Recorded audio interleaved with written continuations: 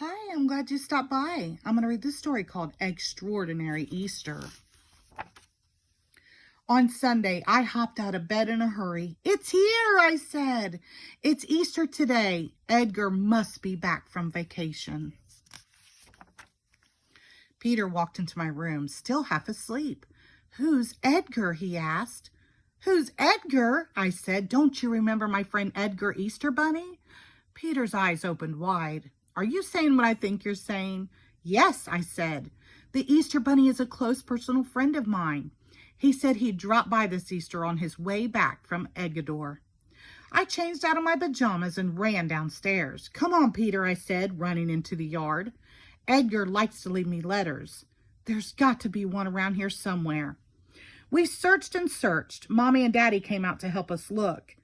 I was starting to worry that Edgar had forgotten all about Easter and all about me. All of a sudden, Mommy let out a gasp.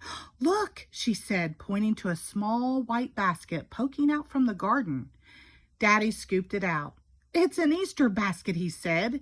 There's an egg here with a letter for you, Pinkalicious. I tore open the envelope. I recognized the writing right away. My dear Pinkalicious, did ever you doubt? An Easter Bunny never skips out on his route. I have here a game for you and your family to play, a scavenger hunt that may take you all day. Just follow the clues all the way to the end, where an Easter surprise awaits from your friend. Kind regards, Edgar Easter Bunny. A scavenger hunt? What fun, I said. We've got to follow the clues. I reached back into the basket and pulled out another letter.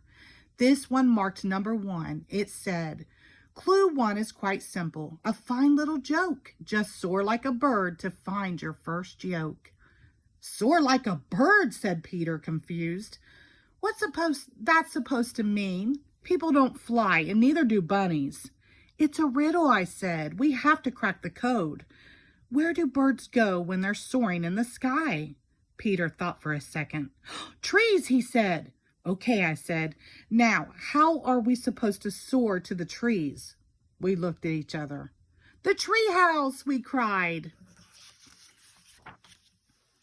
Peter and I climbed up to the top of the tree house. From up here, we felt like birds. We looked out the window and saw a small white basket. We read the clue together. Clue number 2. Well done, Pinkertons. You've got a good start, but this next note will test your clue-solving smarts. Oh, this is a hard one, I pouted. There's hardly any information at all. Edgar is being sneaky. Maybe Edgar is being clever, said Mommy. He thinks this clue will test our smarts. Test our smarts, said Daddy. Where would we go to test our smarts? Peter started jumping up and down. I knew he had the answer. School, he shouted. My brother could be annoying, but he was kind of a genius sometimes. We got to the school in a hurry. There was only one problem. We didn't know where Edgar would have put the basket. I said. Edgar would probably head over to the art room. Edgar loves art exhibits. Since the building was locked, we walked around the outside to the arts room's window. Just as I suspected, there was a small white basket waiting for us there. Peter read the clue this time. I helped him with the hard words. Clue number 3. Splendid! Hooray! What an excellent race. It's a hop, skip, and jump to the next hiding place. Edgar is talking about the playground, I said. That's where we play hopscotch, the Easter Bunny's favorite game. Let's go, said Mommy. In Edgar's honor, we bunny hopped the whole way there. This time, the white basket was hard to find. Daddy swung up high for a bird's eye view.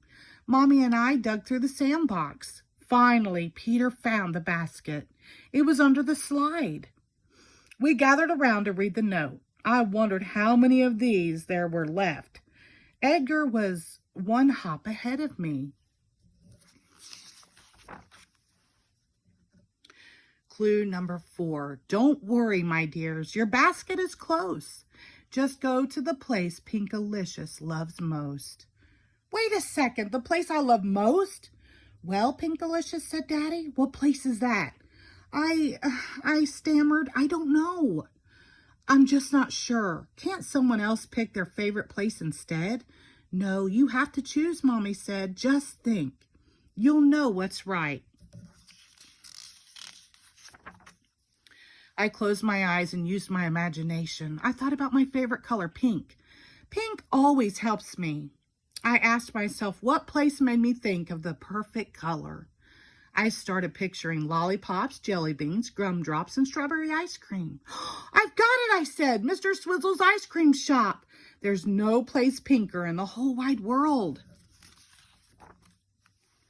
When we got to Mr. Swizzle's, the door was locked. A note said closed for Easter. Oh no, I cried. Now what are we going to do? I was sure I had figured out the last clue. My favorite place had to be full of pink. I was out of ideas. I felt like a rotten egg. It's okay, Pinkalicious, said Mommy and Daddy. Yeah, said Peter. Let's just go home. I think I have some candy in my room somewhere. Home? Home! That's when it hit me. My favorite place wasn't Mr. Swizzle's ice cream shop. That wasn't even the pinkest place in town. My very favorite place in the whole wide world was where you could find the most pink under one roof. My house. We walked all the way home as fast as we could. On the front doorstep was a small white basket with a pink envelope inside.